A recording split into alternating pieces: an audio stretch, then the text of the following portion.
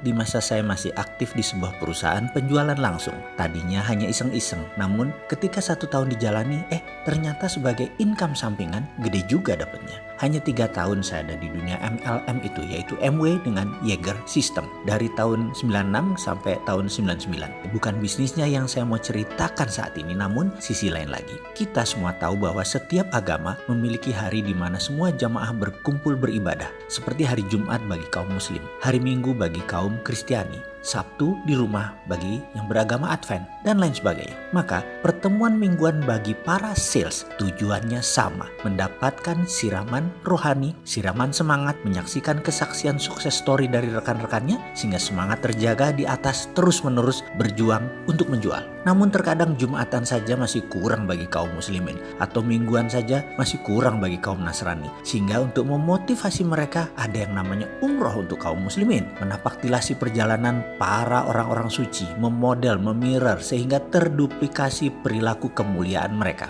Nah, di dunia sales kami melakukan hal yang sama disebut malam apresiasi, semacam ritual tapi lebih besar dari pertemuan mingguan. Asal mulanya sebenarnya hanya ingin membuat acara di mana semua bisa berkumpul dan semua bisa sharing berbagi. Dan kali ini berangkat dari kegelisahan kami melihat seorang downline kami yang bernama Doni. Dia gigih sekali berjualan kesana kemari. Dalam 3 bulan pertama mungkin lebih dari 100 orang dia datangi. Dia prospek, dia dekati dan lain sebagainya. Namun tidak ada satupun yang close, tidak ada yang bergabung. Doni tidak pernah mengeluh sedikit pun. Namun kami sebagai upline tergerak, tersentuh melihat semangatnya. Lalu saya panggil untuk berbicara dari hati ke hati. Saya bicara berdua dengannya. Doni memiliki sejarah sebagai ex-preman atau mungkin masih dikatakan preman saat itu. Rumahnya di Kampung Makassar, bilangan Halim, bisa dikatakan tough neighborhood atau komunitas yang keras. Berantem itu katanya bisa setiap hari.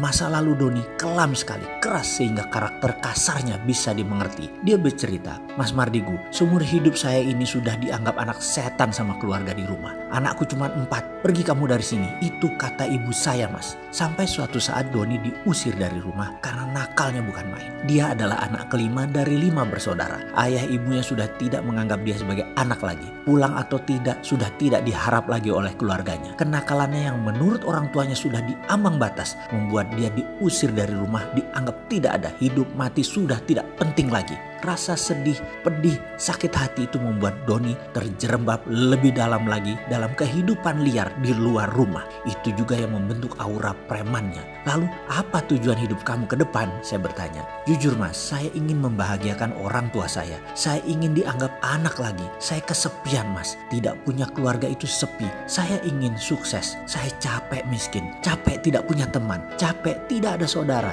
Capek hidup selalu kuda-kuda. Saya terdiam lama mendengar ceritanya. Dari cerita inilah saya mendapat ide membuat malam apresiasi. Saya undang seluruh network jaringan saya dan beberapa leader lainnya. Di acara tersebut seorang dibawa ke panggung, diberi waktu 5 menit untuk menceritakan perjuangannya dan apa yang telah diperoleh agar tertular ke rekan-rekan yang lain. Itu saja intinya, dan saya harus panggungkan Doni. Acara ini bukan gratis, yang hadir dikenakan biaya Rp50.000. Dan karena downline saya ada sekitar 2.000-an, juga leader Didi yang lainnya juga banyak, maka target 1.000 sampai 2.000 orang diharapkan hadir. Waktu itu kami menyelenggarakannya di gedung BPPT di Jalan Tamrin. Bersama beberapa rekan, saya mencari alamat Ibu Doni. Sampailah saya ke rumah tua di daerah padat penduduk dekat Halim. Saya ceritakan bahwa ada undangan buat Bapak Ibu atas prestasi seorang anaknya. Sang ibu bertanya, anak yang mana? Semua anak saya merantau. Anak saya 4-4-nya tidak ada di rumah. Kami yang hadir di situ miris sekali mendengar kata-kata anak kami 4 karena kami tahu ada 5. Dia tidak menganggap si Doni.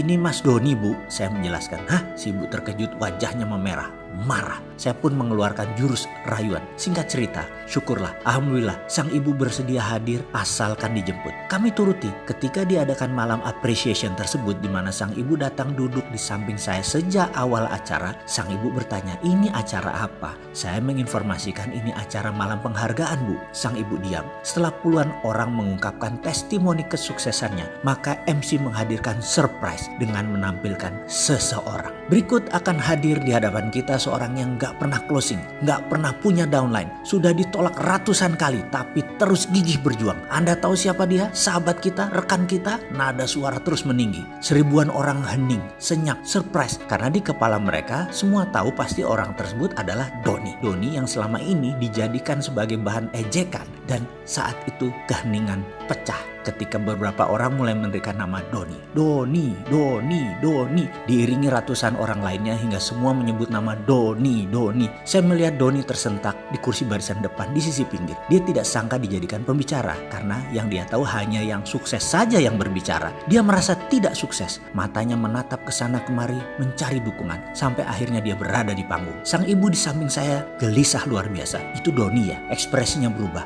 menyadari bahwa anaknya menjadi bagian dari malam itu, menjadi seseorang. Doni maju ke panggung, langkahnya mantap. Doni naik ke panggung diiringi tepuk tangan dan mulai bicara. Suaranya bergetar. Suasana sangat hening bagaikan kuburan. Saya berdiri di depan sini, sesungguhnya saya ingin membuktikan kepada orang tua saya bahwa ada 5 anak mereka itu. Saya yang berusaha untuk tetap hidup, menjadi lebih baik itu masih ada. Dan paling penting, saya ingin kembali ke rumah untuk menjadi bagian dari keluarga. Sebenci apapun mereka kepada saya tetap mencintai mereka. Suaranya bergetar. Saya tahu saya belum sukses, saya belum berhasil. Saya minta dukungan teman-teman semua agar saya bisa sukses. Saya ingin membuktikan saya bisa sukses. Beberapa orang di gedung mulai menyeka air mata. Beberapa terisak. Doni melanjutkan, utamanya buat ibu saya. Semoga ibu masih punya sedikit aja rasa cinta untuk saya. Saya sangat rindu pada ibu saya. Dan untuk itu saya harus sukses. Doni mengakhiri testimoninya dan tidak turun dari panggung. Surprise